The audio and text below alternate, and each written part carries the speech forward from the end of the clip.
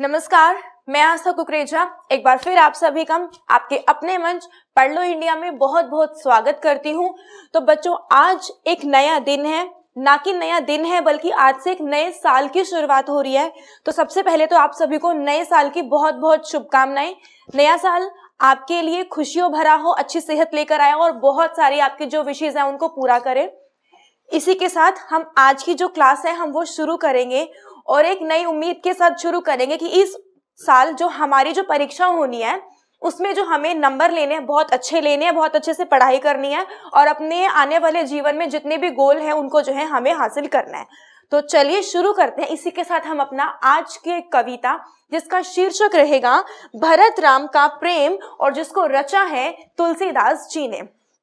आज से हम लोग, क्योंकि नए साल की शुरुआत हो चुकी है, तो आज से हम लोग कुछ नया शुरू करेंगे जिसमें हम लोग प्राचीन जो हमारे कवि हैं, या मैं ये कह दूं कि भक्ति काल के जो कवि हैं उनके बारे में आज से हम लोग पढ़ना शुरू करेंगे।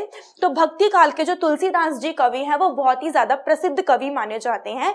तो आज से शुरुआत करेंगे इनके बारे में। इनका जो हमारा काव्य रहेगा वो रहेगा भरत राम का प्रेम, जिसको रचा है स्वयं तुलसीदास जी ने। ठीक है, तो पहले हम लोग तुलसीदास जी के जीवन परिचय के बारे में जानेंगे और उसके बाद जो इस काव्य में वो कहना चाहते हैं उस काव्य को हम समझने की कोशिश करेंगे। तो चलिए शुरू करते हैं इसी के साथ। सबसे पहले है परिचय।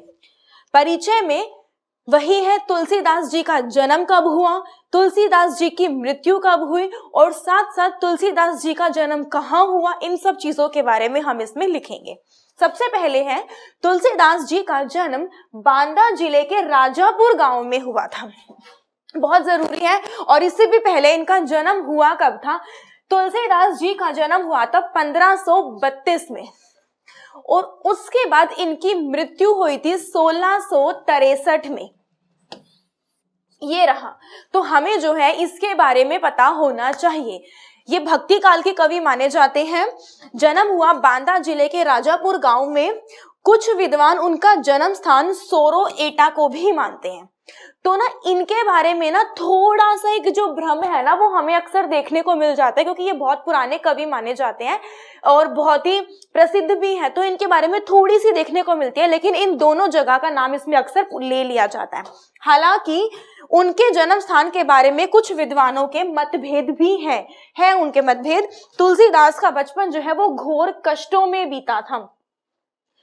जिनके बारे में आज हम इतना जानते हैं, जो भारत में जिन्होंने रामचरितमानस लिखी है, जिनके बारे में इतना कुछ हम लोग सुनने को मिलता है, उन तुलसीदास जी का जो बचपन है ना वो कष्ट में बीता था।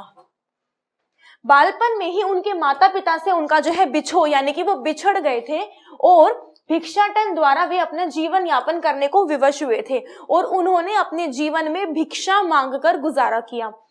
कहा जाता है गुरु नरहरिदास की कृपा से उन्हें राम भक्ति का मार्ग मिला। उनके गुरु थे जिनका नाम था नरहरिदास और उनकी शरण में आने के बाद वो जो है राम भक्ति की ओर प्रेरित हुए और उन्होंने राम भक्ति करनी शुरू करी। रत्नावली उनकी पत्नी का नाम था। रत्नावली जी से उनका विवाह हुआ और उनकी बातों से प्रभावित होकर तुलसीदास का गृह त्याग करने की जो कथा है वो प्रसिद्ध है, लेकिन इसका जो प्रमाण है वो नहीं मिलता। माना जाता है कि जो तुलसीदास की जो पत्नी थी उन्होंने तुलसीदास जी को बहुत ही ज्यादा मोटिवेट किया था, जिसकी वजह से उन्होंने जो है अपना गृह त्याग करा था और भक्ति में लग गए थे। ये कथा मानी जाती है, लेकिन इस कथा के कुछ प्रमाण जो है वो देखने को नहीं मिलते। इनके ऊपर ना बहुत मतभेद हुए हैं विद्वानों के कि तुलसीदास जी का जन्म, उनकी कथाएं, बहुत मतभेद चलते हैं इनके ऊपर। पारिवारिक जीवन से विरक्त होने के बाद वे काशी, चित्रकूट, अयोध्या आदि तीर्थों में उन्होंने भ्रमण किया है। ये बहुत जरूरी बिंदु है इनके।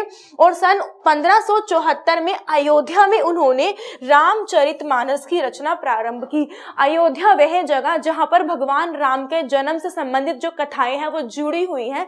तो तुलसीदास जी ने 1574 में अयोध्या में जो है भगवान राम के ऊपर रामचरितमानस लिखनी शुरू करी, जिसको आज जो है हर घर में जो है बहुत ज्यादा शौक से और हर मतलब भक्ति से पढ़ा जाता है, जिसको जिसका कुछ अंश उन्होंने काशी में लिखा था और बाद में वो काशी में रहने लगे थे और यहीं पर रहते रहते जो उनका निधन है वो हुआ था।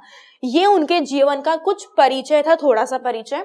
उसके बाद हम उनका एक बार साहित्यिक परिचय देखेंगे कि साहित्य में उनका जुड़ाव किस प्रकार हुआ और किस प्रकार से उनको प्रसिद्धि मिली। तुलसीदास लोक मंगल की साधना के कवि हैं, यानी कि उन्होंने जो भी अपनी रचनाएं रची हैं उसमें उन्होंने लोगों के मंगल या लोगों के अच्छेपन का हमेशा ध्यान रखा है। उन्हें समन्वय का कवि भी, मतलब जो समन्वय जुड़ाव की बात करते हैं हमेशा, ऐसे कवि भी उनको कहा जाता है। तुलसीदास का भाव जगत धार्मिक है, सांस्कृतिक है और सामाजिक दृष्टि से बहुत ही ज्यादा व्यापक है। जो इन्होंने रचनाएं रची हैं इसमें इनका धार्मिक जो प्रवृत्ति है उसकी तरफ बहुत ध्यान देखने को मिलता है। उसके अलावा भाव जगत, इमोशंस भी इनके में देखने को मिलते हैं। संस्कृति जो इन्होंने भारत की उजागर की है वो देखने को मिलती है। साथ ही साथ जो सामाजिक जो हमारे परिवेश रहा है या जो सामाजिक संबंध रहे हैं उनके ऊपर भी इन्होंने बात की है। मानव प्रकृति और जीवन जगत संबंधी गहरी अंतर्दृष्टि और व्यापक जीवन अनुभव के कारण ही वे रामचरितमानस में लोक जीवन के विभिन्न पक्षों का उद्घाटन कर सके। जब हम बात करते हैं रामचरितमानस की, तो रामचरितमानस में ही हमें सिर्फ एक ही ग्रंथ में इतने सारे चरित्र देखने को मिल जाते हैं। राम जी जिनको मर्यादा पुरुषोत्तम कहा जाता है, उसके अलावा जो भरत है वो एक ऐसा चरित्र है, मतलब जो अपने भाई के लिए अपनी जान तक देने को तैयार हो जाता है। वहीं पे एक कैकई जैसा जो हमें चरित्र देखने को मिलता है, जो किसी के बहकावे में आकर अपना घर खराब कर बैठती है। मंथरा जो है वो घर खराब करने वालों में गिनी जाती है। रावण, कितने ही तो हमें ऐसे चरित्र देखने को मिलते हैं रामचरितमानस में, जो हर एक जो है अपने आप में अलग अलग चरित्र लिए हुए हैं। और इन सबसे हटके अगर बात करूं तो विभीषण जी बिल्कुल ही अलग देखने को मिलते हैं। तो इन्होंने जो रचा है ना, जो इन्होंने अपने आसपास जो अवलोकन किया है उसको बहुत अच्छी सीमा तक इन्होंने जो है उसमें उतारा है।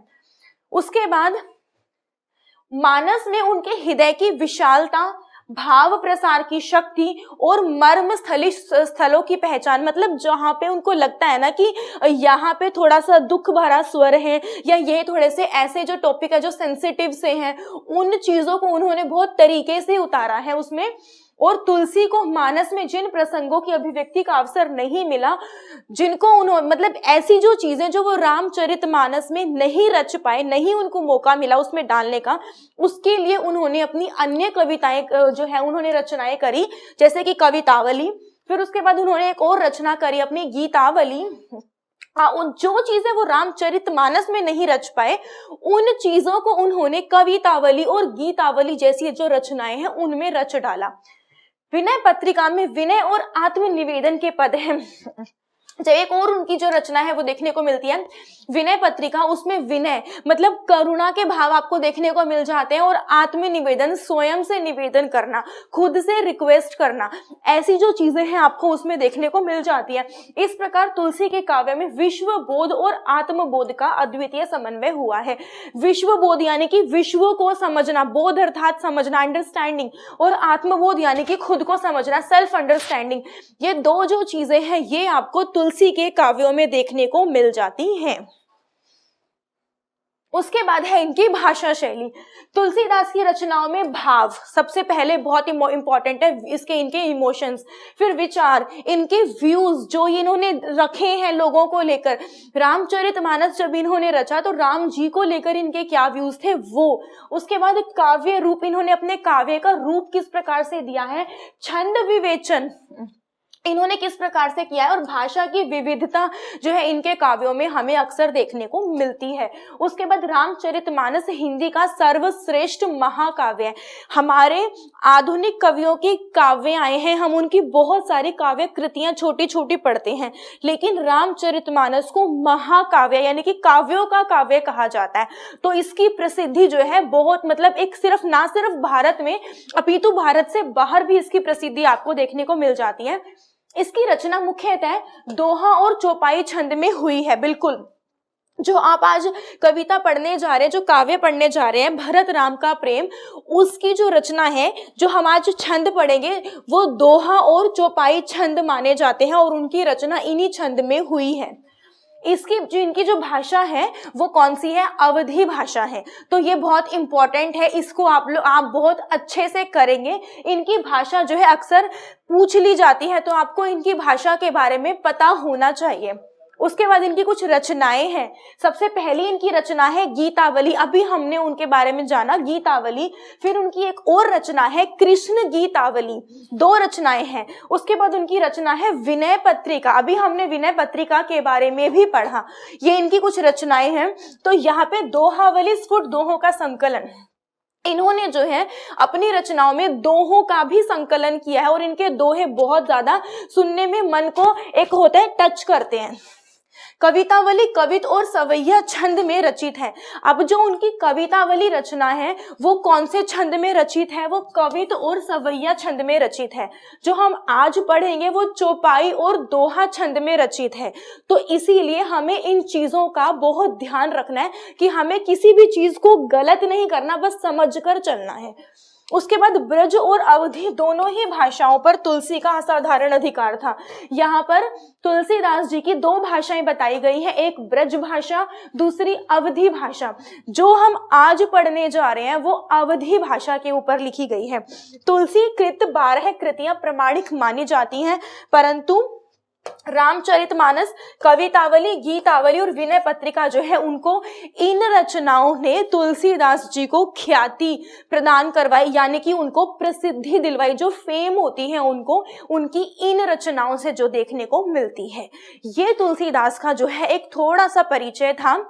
उसके बाद अब हम लोग तुलसीदास जी का जो भरत राम का प्रेम है, जो उनका काव्य है, अब एक बार हम वो पढ़ेंगे। तो चलिए शुरू करते हैं। भरत राम का प्रेम, इसको शुरू करने से पहले थोड़ा सा इसके बारे में बताना चाहूंगी। हम लोगों ने रामायण इस बार लॉकडाउन में बहुत प्रचलित हुई है और हम सब ने देखी भी है। रामायण में ना एक प्रसंग आता है जब भगवान राम को 14 वर्ष का वनवास होता है और उस वनवास के बाद जो उनके छोटे भाई भरत को पता चलता है कि जो राजा राम है वो वन को चले गए हैं, तो वो उनके पीछे जो है उनको लिवाने के लिए जाते हैं। तो जब वो उनको लेने के लिए वहां पर वन में जाते हैं तो उनके बीच में एक संवाद होता है जिसमें जो भरत है वो अपने मन की बात राम जी को कहते हैं और राम जी जो है उनकी बात को प्रेम पूर्वक सुनते हैं और उनको जो है सांत्वना देते हुए उनका उत्तर देते हैं। तो जो ये प्रसंग है वन में, जिसमें भरत ना सिर्फ अकेले बल्कि मुनि वशिष्ठ भी जाते हैं, साथ साथ उनकी माताएं भी जाती हैं, तो उनके बीच में जो एक प्रसंग हुआ है, जो संवाद हुआ है, वो इन पंक्तियों में जो है आपको देखने को मिलेगा, वो यहाँ पर उतारा गया है। तो चलिए एक बारी हम इसको पहले इस छंद को पढ़ेंगे, फिर उसके बाद हम इसका अर्थ जानेंगे। तो चलिए शुरू करते हैं। पुल की शरीर सभा भय ठाडे, नीरज नयन नेह जल बाढ़े, कहब मोर मुनि नाथ निबाहा, एही ते अधिक कहो मैं कहा। मैं जानऊ निज नाथ सुभाऊ, अपराधिहु पर कोहो न काऊ। मो पर कृपा स्नेहु बिसेखी, खेलत खुनिस का कबहू देखी।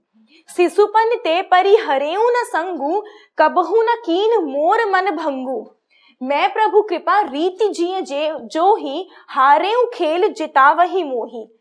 महु स्नेह सकोच बस, सन्मुख कही न बैन, दर्शन त्रिपत का आजू लगी, प्रेम पियासे नैन। ये एक दोहा है, छंद है। आज हमें इसका अर्थ जानना है, तो एक बारी हम पहले इसका प्रसंग करेंगे, उसके बाद फिर हम इसका अर्थ जानेंगे। तो इसका प्रसंग होगा कि प्रस्तुत पंक्तियां हमारी हिंदी की पाठ्य पुस्तक अंतरा में भरत राम का प्रेम काव्य से उद्धृत की गई हैं, जिसके रचयिता तुलसीदास जी हैं। इन पंक्तियों के माध्यम से तुलसीदास जी जो भरत है उनका भगवान राम के प्रति जो प्रेम है उसको प्रकट कर रहे हैं। जब राम जो भरत है राम जी से मिलने के लिए वन को जाते हैं, उस समय का जो थोड़ा सा संवाद है उसका वर्णन किया गया है। ये इसका प्रसंग होगा। अब हम इसकी व्याख्या देखेंगे, पहले कुछ इसके अर्थ देखेंगे। पुलकी का अर्थ होता है पुलकित होना। पुलकी अर्थात पुलकित, पुलकित होना। ठाडे मतलब खड़ा होना। नीरज का अर्थ होता है कमल, जिसको हम कहते हैं कमल का फूल, कमल। नयन अर्थात आंखें होती हैं। बाढ़े मतलब बहना।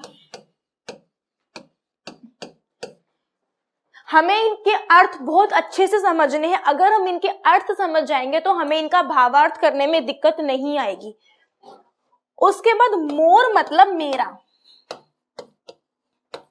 मुनिनाथ यानी कि मुनियों के नाथ, मुनियों को जिन्हों मतलब उनके मुनियों के नाथ जो होते हैं। यह निबाहा मतलब निभाना। कहा मतलब कहना। निज मतलब मेरे। नाथ मतलब स्वामी। स्वभाव मतलब स्वभाव। अपराधी मतलब अपराधी, जो दोषी होते हैं उनको बोला जाता है। स्नेहु मतलब स्नेह प्यार। बिसेखी मतलब कि विशेष। खुनीस मतलब कि गुस्सा, खुंदक।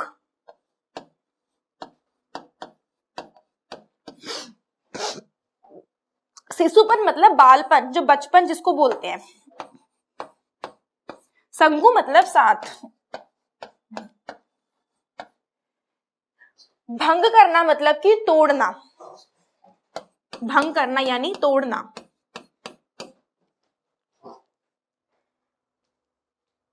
जितावही मतलब जिता देना।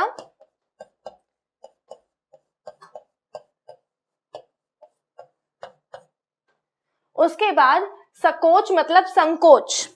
किसी भी चीज को लेकर जब हमें संकोच होता है तो सकोच, संकोच। सम्मुख मतलब सामने, किसी के सामने। दर्शन मतलब दर्शन।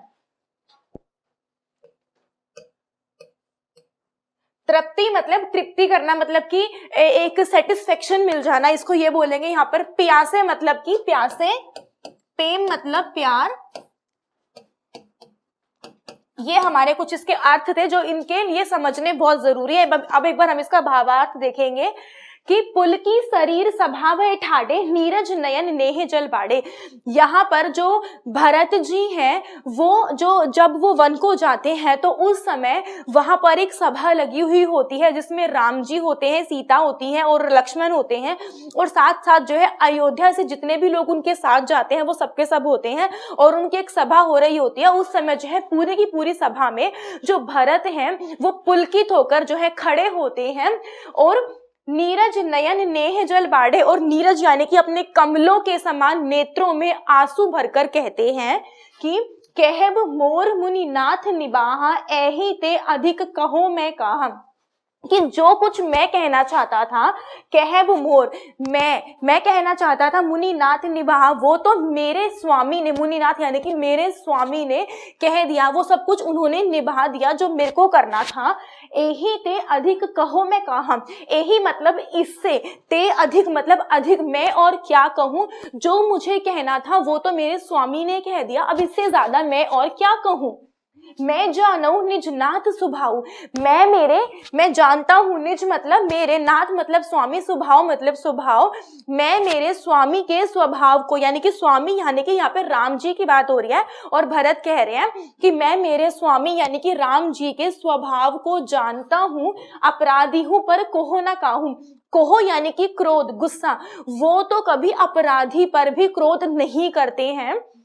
मोह पर कृपा स्नेह बिसेखी, मोह यानी कि मुझ पर, कृपा यानी कि उनकी दया, स्नेह प्यार, बिसेखी मतलब विशेष, लेकिन वो तो अपराधी पर भी क्रोध नहीं करते और मुझ पर तो उनकी एक विशेष कृपा है। मेरे को तो वो अपने दिल के बहुत करीब रखते हैं। खेलत खुनी से न कभू देखी, और मैंने तो कभी खेल खेल में भी उनको कभी गुस्सा करते हुए, खुंदक निकालते हुए कभी नहीं देखा।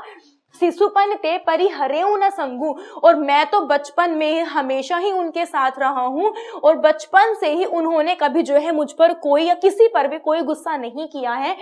कभू न कीन मोर मन भंगा, और ना ही उन्होंने कभी कभू न कीन, कभी नहीं किया मोर मन भंगा, और मेरा जो मन है उन्होंने कभी नहीं तोड़ा, बल्कि वो खेल खेल में जो है मुझे हारने के बाद भी मुझे वो जिता देते थे और खुद हार जाते थे। मैं प्रभु कृपा रीति जिया जो ही, मैंने तो प्रभु की जो रीति है, कृपा है, उसको जिया है, उसके साथ मैंने अपना जीवन बिताया है। हारे हूँ खेल जिता वही मोही, जो प्रभु है वो खेल में खुद हार जाते हैं और जो जिता वही मोही यानी कि जो मुझे है वो जिता देते हैं। और उसके बाद महू स्नेह सकोच बस सन्मुख कहीं न बैन, और मैं भड़भागा जिसके ऊपर राम जी की इतनी कृपा है, संकोच वश उन्हें कभी कह ही नहीं पाया कि हाँ मैं हार गया हूं और आप जीत गए हो। वो जैसा करते चले जा रहे थे, मैं बस उनकी कृपा से आतुर, मैं हमेशा खुश हो जाता था। मैं स्नेह और संकोच के वश उनको कभी ये वाली बात कह ही नहीं पाया, बस उनके सम्मुख कहीं ना बैन, मतलब कभी उनको ये वाली बात मैं कह ही नहीं पाया।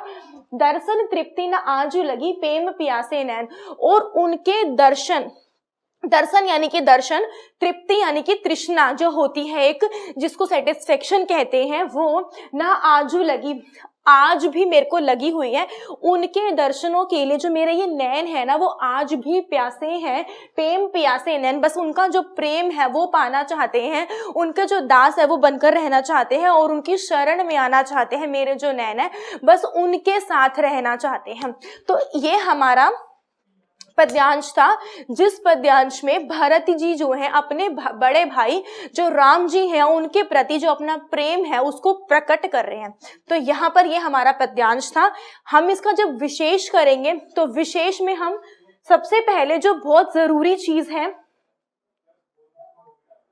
वो ये है कि आपको इसमें दो चीजें आपको जरूर लिखनी है। एक तो ये कि इनकी भाषा कौन सी, आपको ये चीज जरूर लिखनी है, और दूसरी ये कि ये जो है दोहा चौपाई छंद है, आपको ये भी जरूर लिखना है।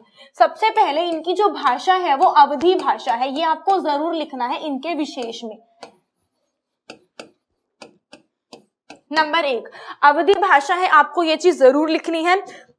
दूसरी चीज, इनका जो ये दोहा है वो चौपाई छंद में है, ये एक चौपाई है और उसके साथ साथ एक छंद भी दिया हुआ है, तो आपको ये चीज भी लिखनी है। ये दो बहुत जरूरी चीजें हैं, ये आप रामचरितमानस के तीनों दोहों में जरूर लिखेंगे। विशेष का एक बहुत ही महत्वपूर्ण बिंदु है ये।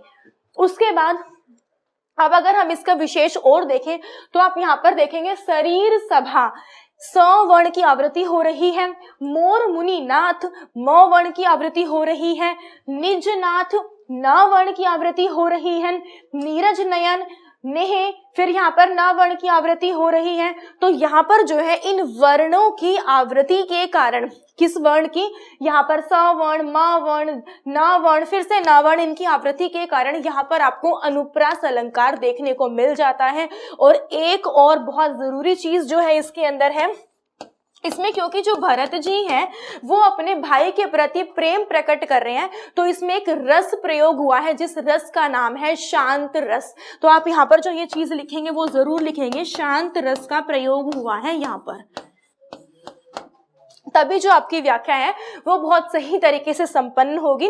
और आप विशेष में एक बिंदु और भी लिखेंगे कि भरत का राम के प्रति जो प्रेम है वो प्रकट किया गया है। इस प्रकार से आप इन 4 बिंदुओं से या 5 बिंदुओं से होकर अपना जो विशेष है वो पूरा करेंगे। एक बार भावार्थ दोबारा से देख लेते हैं। प्रस्तुत काव्य पंक्तियां तुलसीदास जी द्वारा रचित रामचरितमानस के अयोध्या कांड से ली गई हैं।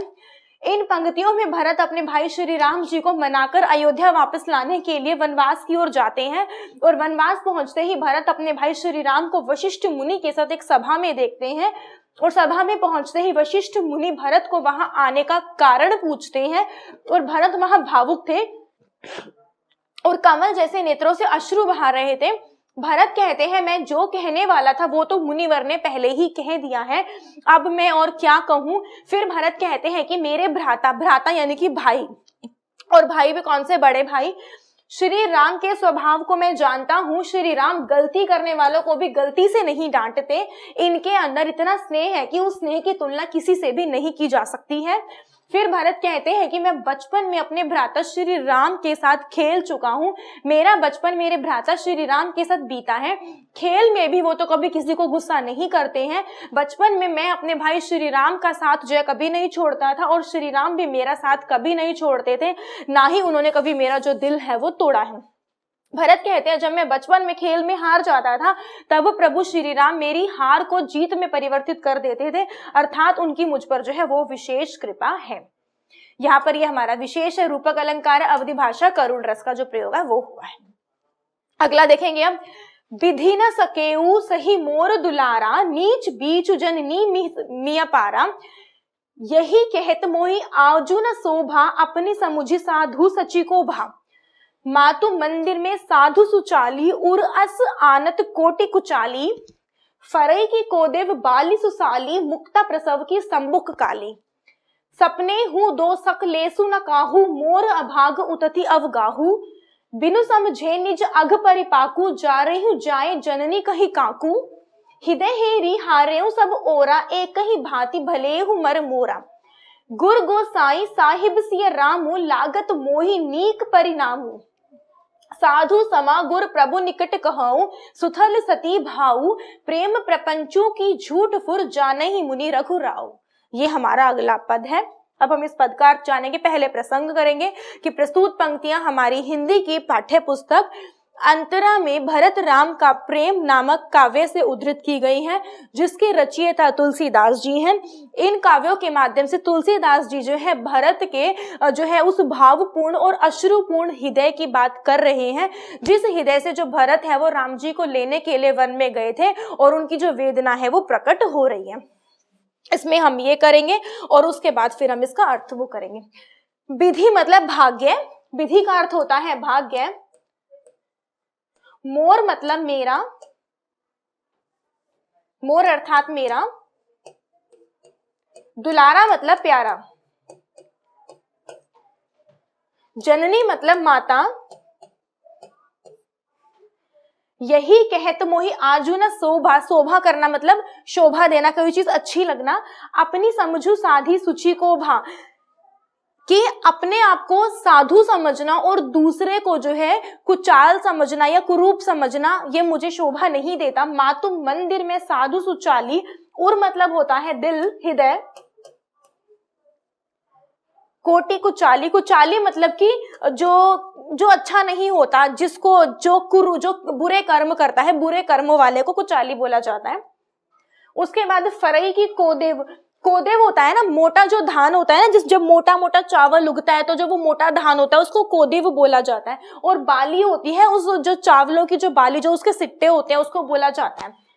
मुक्ता प्रसव की संबुक, संबुक मतलब घोंघा। घोंघा एक प्रकार का जो जीव होता है, जो ऐसे मतलब जो एक बार अगर हमारी शरीर पर चिपक जाता है तो उसके बाद उसको उतारना वो संभव नहीं होता। घोंघा एक प्रकार का जो होता है, तो ये संबुक मतलब कि घोंघा। दोषक मतलब कि दोष। मोर अभाग, अभाग मतलब कि बुरा भाग्य।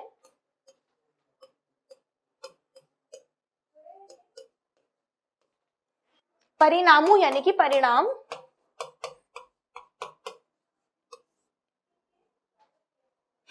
अब एक बार हम इसका अर्थ जानेंगे। उसमें वो ये कह रहा है कि विधि न सकेऊ सही मोर दुलारा, कि जो भाग्य है ना, अब उसको ही मुझसे, विधि न सकेऊ मतलब भाग्य ही मुझसे दूर भाग रहा है। सही मोर दुलारा, अब वो मुझे दुलारी नहीं कर रहा है, जो मेरा भाग्य है अब वो मुझसे नाराज हो गया है। भरत जी कह रहे हैं ये वाली बात, और अब वो मुझे बिल्कुल भी प्यार नहीं कर रहा, अब मैं उसका दुलारा नहीं रहा हूँ। नीच बीच जननी मिस पारा, और अब मैं क्या मैं ये वाली बात कैसे कह दूं कि कौन साधु है, कौन अच्छा है और कौन बुरा है, मैं ये वाली बात बोल भी कैसे सकता हूँ। मेरे मुंह से तो ये वाले जो शब्द है ना वो भी शोभा नहीं देते, वो भी अच्छे नहीं लगते।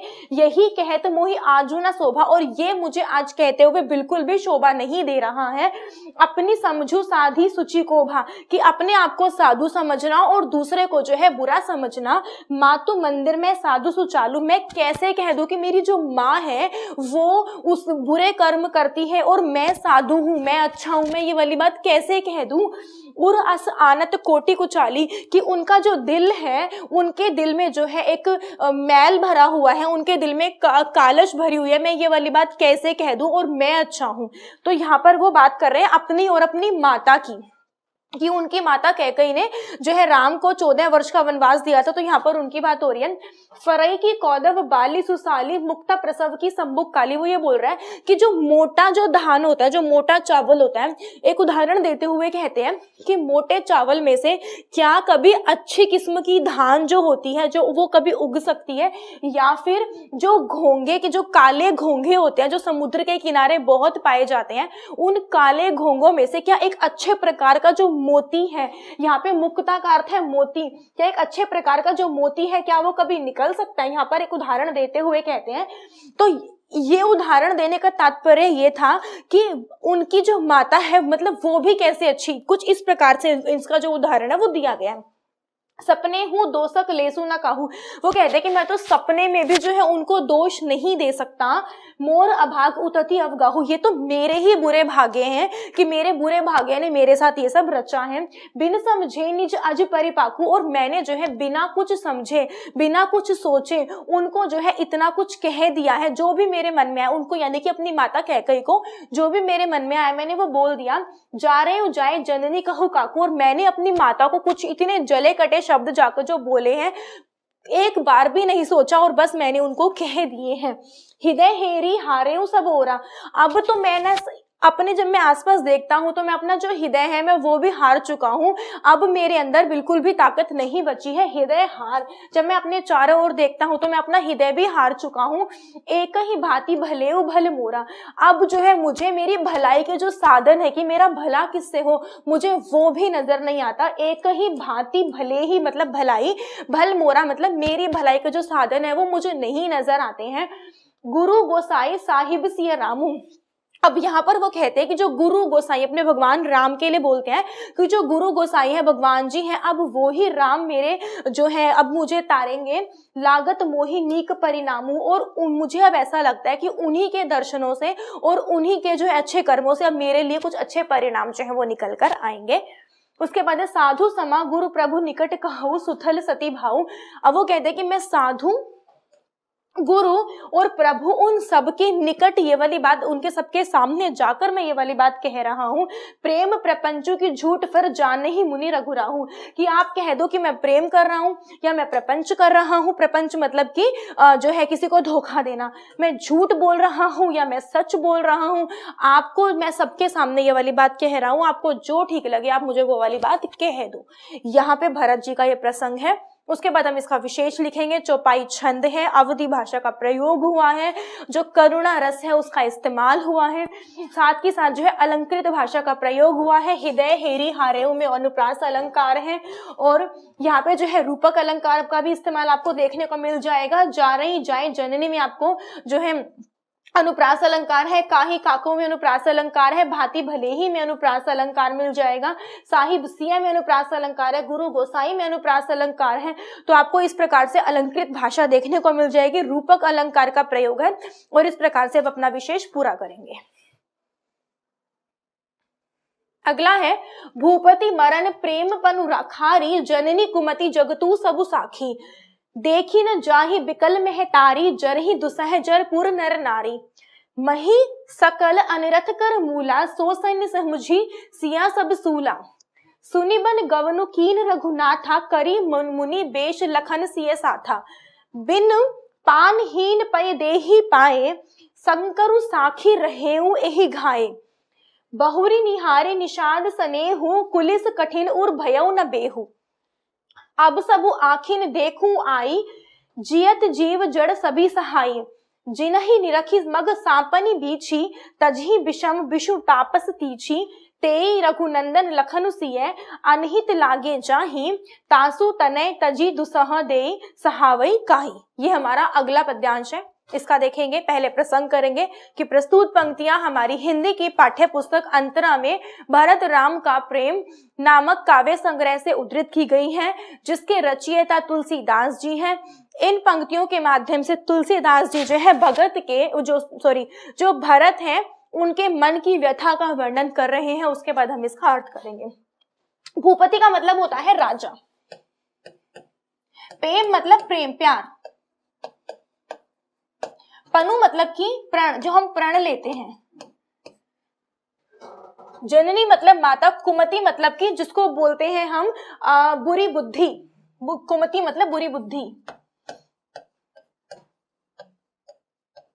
साखी मतलब साक्षी प्रमाण, मही मतलब होता है पृथ्वी, अनर्थ मतलब कि जितना भी बुरा हो रहा है, अनर्थ हो रहा है,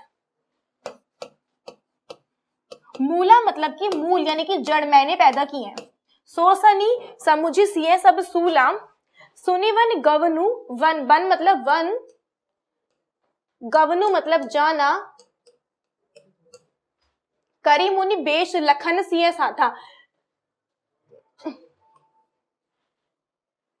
पानहीन का मतलब होता है बिना जो है बिना जूते चप्पलों के। जब वो नंगे पैर गए थे ना वहां पर, उन्होंने ना तो खड़ाऊ पहने थे ना कोई जूते चप्पल पहने थे, तो पानहीन मतलब बिना जूते चप्पलों के, और पये देही मतलब पैदल, पैदल होगा, और बिना जूते चप्पलों के। शंकरु मतलब यहाँ पर शंकर है।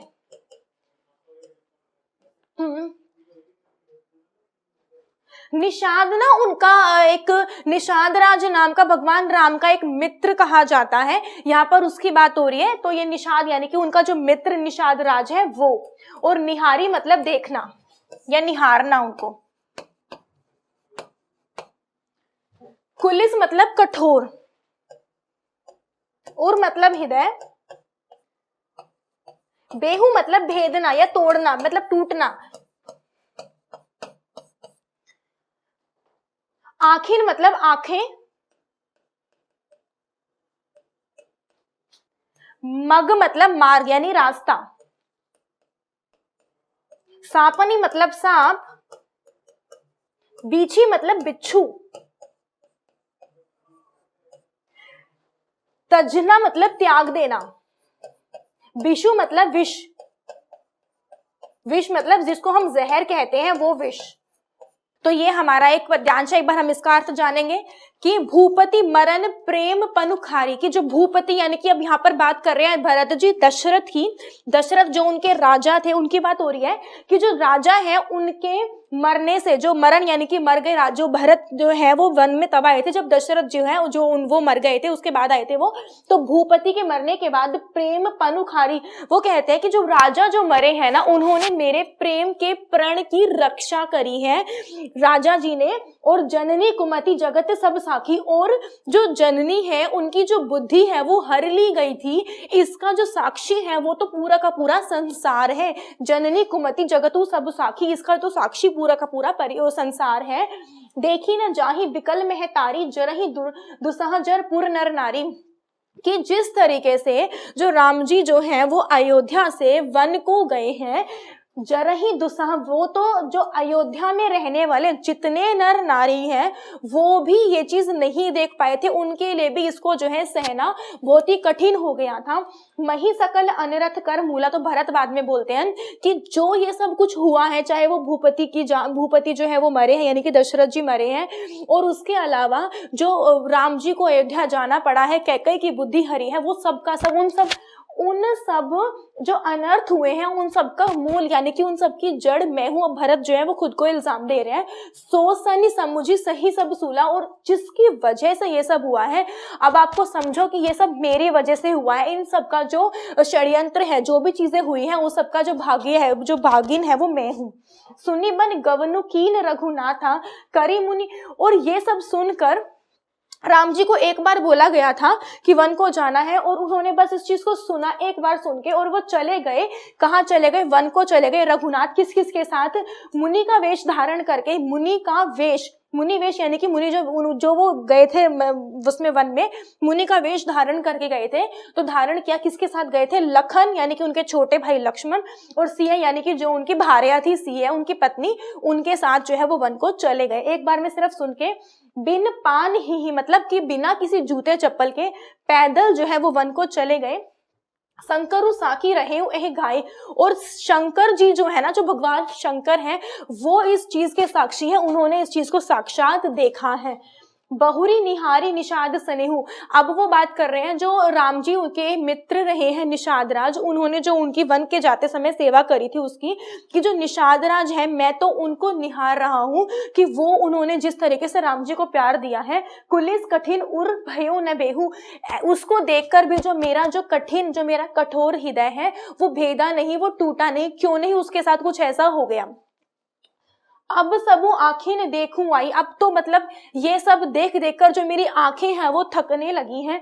जियत जीव जड़ सबई सहाय, की इन सब जीवों की जो जड़ है, जो भी ये सब काम हो रहे हैं, इन सब की जो जड़ है वो बस मैं हूं। जिनहि निरखी मग सापनी बीछी, जिन राम जी को, लक्ष्मण को और सीता को देखकर जो सांप और जो बिच्छू हैं वो अपने मार्ग में तजहि विषम तिषु तापस तीछी, वो भी अपना जो विष है वो त्याग देते हैं, वो भी उनको नहीं काटते हैं। ऐसे राम जी को जो है उनकी वजह से वन को जाना पड़ा।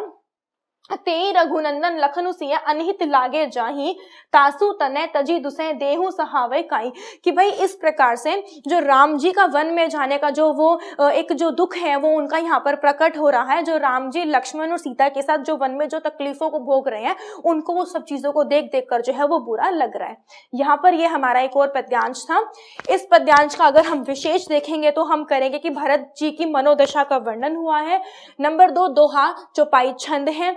नंबर 3 यहाँ पर जो है अलंकृत भाषा का प्रयोग हुआ है। नंबर 4 करुणा रस का इस्तेमाल हुआ है।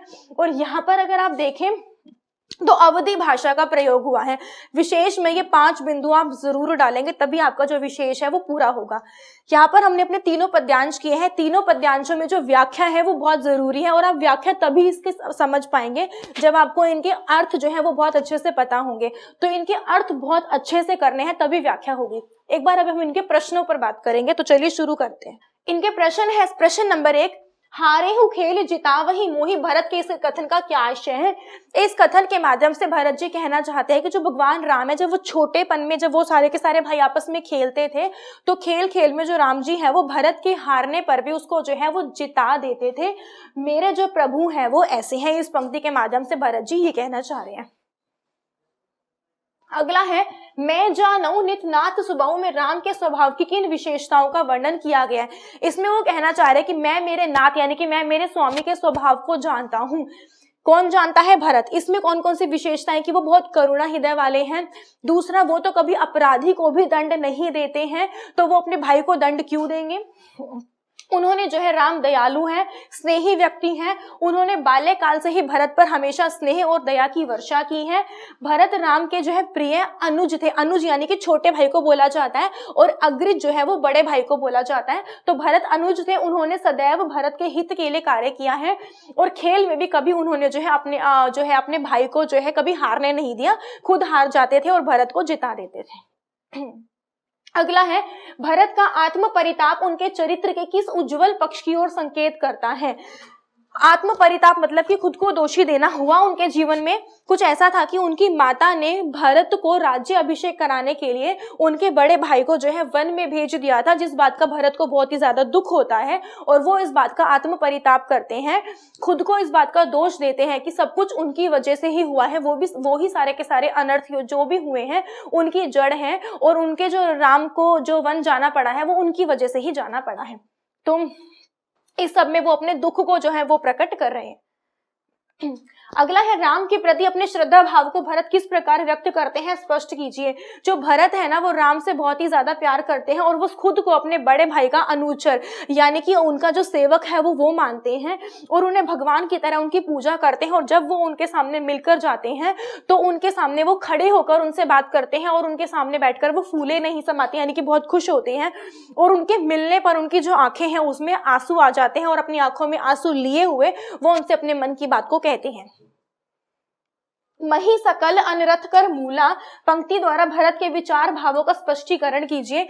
इन पंक्तियों में भरत कहने चाहते हैं कि मही यानी कि पृथ्वी, सकल मतलब कि सारे, अनरथ मतलब कि अनर्थ, मूला मतलब जड़, कि पृथ्वी पर अब ये जितने भी अनर्थ हुए हैं सारे के सारे अनर्थों की जड़ जो है मैं हूं। यानी कि राम जी का वन को जाना, जो उनके जो पिता है उनका स्वर्ग सिधारना, उनकी माता जो है उनकी बुद्धि हरना, इन सब चीजों के पीछे जो भी सब कुछ हुआ है वो सब का जो दोषी है वो खुद को मानते हैं और ये कहते हैं कि जो भी अनर्थ हुए हैं उन सब का जो जड़ है वो मैं हूं।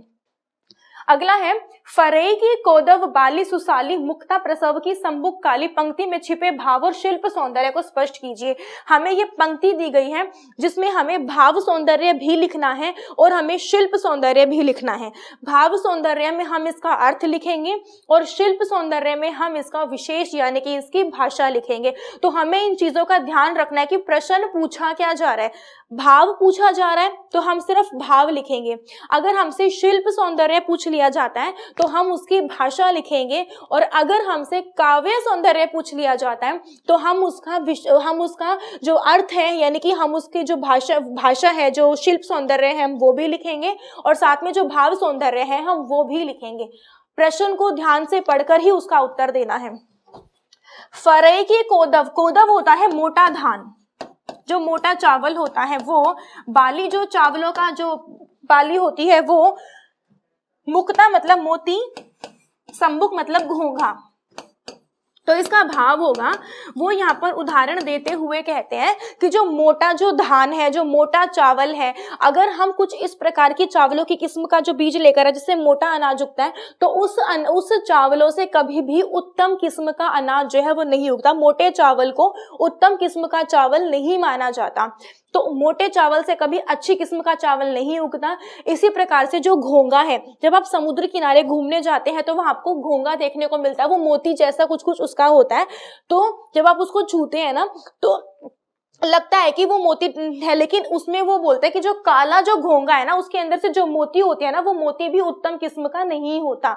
तो यहाँ पर उसका उदाहरण देते हुए कहा गया है कि भाई तो उनकी जो माता है वो भी किस प्रकार से जो उत्तम है वो हो सकती है। यहाँ पर उनका अर्थ दिया गया है कि जिस प्रकार मोटे चावल की बाली में उत्तम चावल नहीं उगता है और तालाब में मिलने वाले काले घोंघे मोती उत्पन्न नहीं कर सकते हैं, वैसे ही यदि मैं अपनी माँ पर कलंक लगाऊं और स्वयं को साधु बताऊं तो ये संभव नहीं है। संसार में कहा मैं कैकई का पुत्र ही जाऊंगा, ये इसका अर्थ होगा कि मतलब वो ये कह रहे हैं कि अगर कैकई के शरीर से उन्होंने जन्म लिया है तो इसका अर्थ है कि वो अपने आप को काले घोंघे में उत्पन्न मोती बता रहे हैं और मोटे अनाज में उत्पन्न अपने आप को वो अनाज बता रहे हैं। इसका अर्थ ये है। शिल्प सौंदर्य में होगा, अवधि भाषा का प्रयोग हुआ है, चौपाई छंद है, भाषा प्रवाहमयी है, शैली जो है गय शैली है और जो है इसमें अनुप्रास अलंकार का प्रयोग है। ये इसकी जो होगी भाषा होगी। तो यहाँ पर जो हमारा ये अध्याय है ये हमारा खत्म होता है, जिसको हमने बहुत अच्छे से हमने इसके ऊपर बात की है।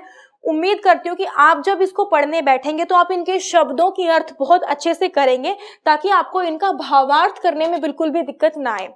हमने इसका परिचय किया, परिचय बहुत अच्छे से किया, फिर हमने इसकी व्याख्या बहुत अच्छे से की, हमने इसके प्रश्न उत्तरों पर विचार किया और आप इसकी जो प्रैक्टिस के लिए बाकी जो क्वेश्चन है आप वो भी ले सकते हैं।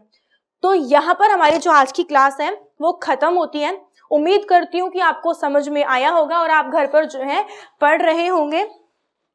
तो इसी के साथ जुड़े रहिए पढ़ लो इंडिया मंच के साथ। धन्यवाद।